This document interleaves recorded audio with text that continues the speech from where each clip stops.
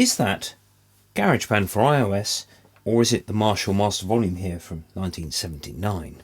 The answer is you're listening to the GarageBand one at the moment. Now, I'm going to do a little comparison for you. So I'm going to try and play the same riff through GarageBand and through the Marshall amp.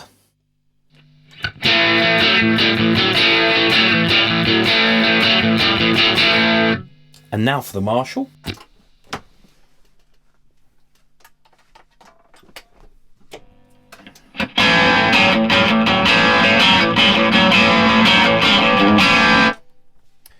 Is there enough of a difference?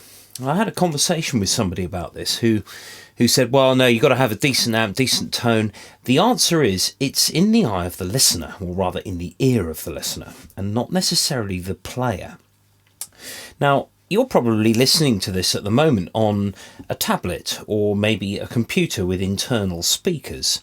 So really the argument kind of starts to fall a bit flat when you realise what we're listening to stuff on nowadays.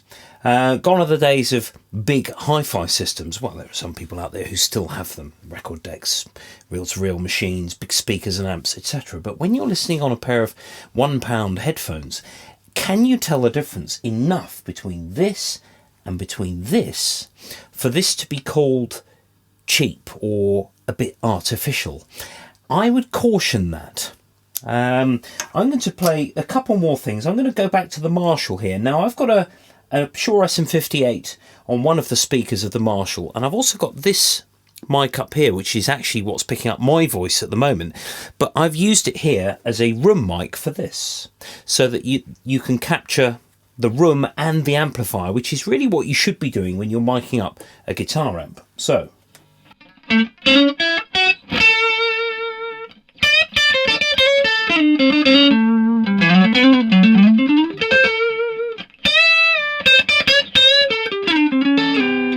now, I've got my volume on maximum here. If I turn the volume down here, the gain will obviously reduce in the amp and it will clean the sound up.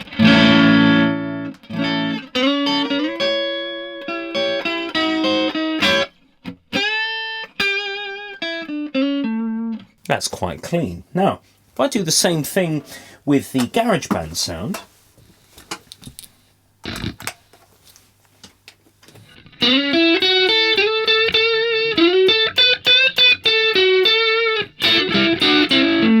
now I'll reduce the gain because I'm at maximum volume at that moment there.